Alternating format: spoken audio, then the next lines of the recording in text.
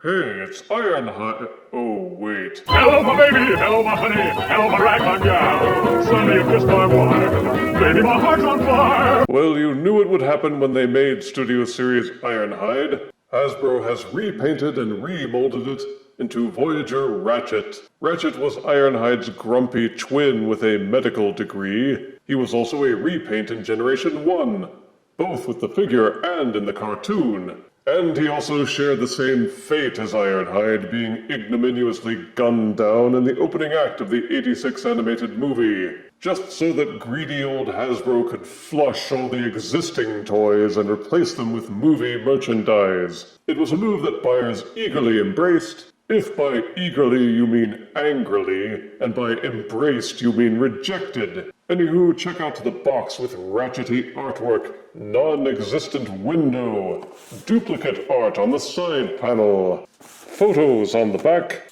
along with a short bio, reading Ratchet and the Autobot crew fight to defend the shuttle against a Decepticon attack. Check out his face close-up with baffling robot teeth. Now let's unbox Ratchet and see if he can van up. Out of box, Studio Series 1986 movie Voyager Ratchet comes with his instruction booklet.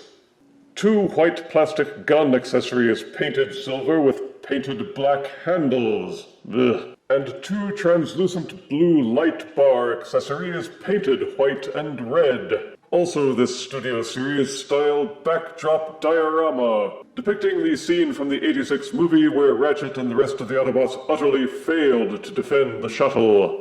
Nice going, Ratchet. The molding is the same as Ironhide except for the head, which added a pair of gigantic eyebrows. And of course the totally different color scheme. Ironhide's red has been replaced with medic white, along with red hands, red underpants, and some silver tossed in for the grill work. Getting the obvious out of the way first, yes, there's a lot of translucent plastic with window cleaner blue pigment, which means the figure does suffer from the fact that the actual molded white plastic will be a different shade of white than the translucent blue portions, which were overlaid with white paint. Every part of the figure which isn't made using the translucent plastic was made with molded white plastic, with the exception of the underpants section. Even the hands are white plastic that has been painted red. And the ambulance lights were made using translucent blue, but then painted red and white. I mean, why didn't they just use actual translucent red plastic? For features, the robot can still plug both guns into the hands, or using these pegs and grooves, they can be mounted onto his back. The pegs on the backs of the shins are now occupied by the ambulance lights, so those are out in terms of weapon storage, and there is no other way to accessorize Ratchet. So you'll just have to admire him as is. Though as with Ironhide, there is plenty of sculpted detail to gawp at, and all the paint and decals seem neatly applied. It's worth noting that they wimped out and used customized Autobot medical symbols instead of actual red crosses, because the Red Cross, I don't know, they were scared that people would think this was a real member of the Red Cross.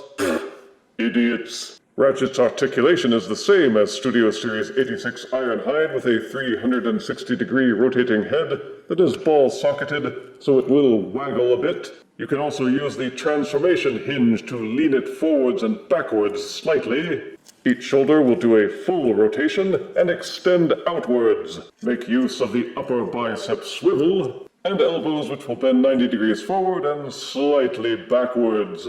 The fists will rotate 360 degrees, full waist rotation. Lift the crotch piece up out of the way, and the legs will kick forwards about this far, and backwards about this far until the thigh bumps into the pelvis, and each leg will kick outwards. Upper thigh rotation, knees that bend 90 degrees backwards, standard ankle pivots, disengage the transformation joints, and you can lower the foot slightly to get forward foot tilting and backwards.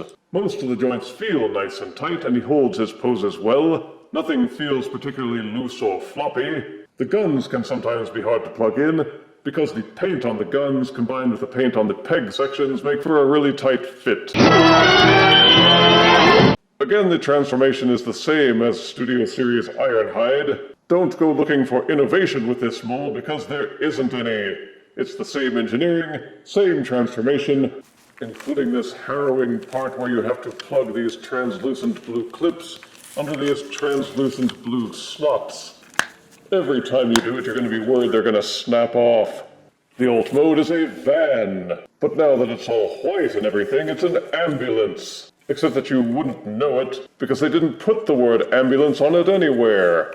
Plus, the fake medical symbols are now completely concealed, which means the only indicator of this being some kind of official vehicle is the plug-in light accessories on the top. For weapon storage, the directions show you taking off the ambulance lights and plugging the guns into the tabs on top of the car. But I figure most buyers will ignore that and plug the weapons underneath at the back to serve as exhaust pipes.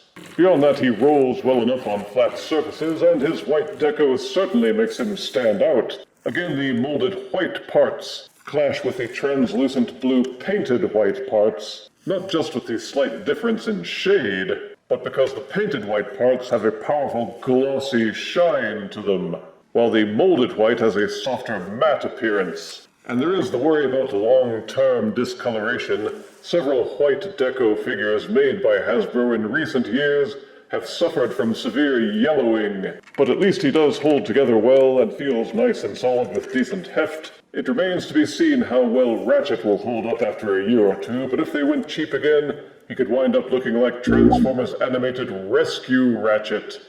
Ugh. For size comparison, here is Studio Series 86 Voyager Ratchet, next to Deluxe Siege Ratchet.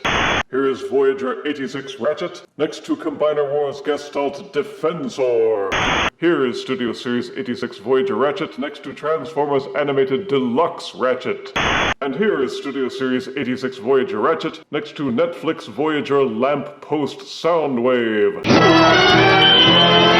I confess to being a G1er. I've been striving to make an updated Generation 1 collection of all the original Decepticons and Autobots. As such, even though I already have Siege Deluxe Ratchet, I picked up this figure as well. Because, you know, it's more Generation 1. But that may not be the case for all collectors, so the way this figure sells will likely depend on how many people out there want an Ironhide repaint. Studio Series 86 Voyager Ratchet has all the same ups and downs as Voyager Ironhide, along with a healthy dose of transparent plastic to worry about, the potential of yellowing plastic, and anyone with a general aversion to remolds. Each prospective buyer will need to weigh those factors in their own balances, but it is a good figure overall, which I can declare to be death-tested, death-approved.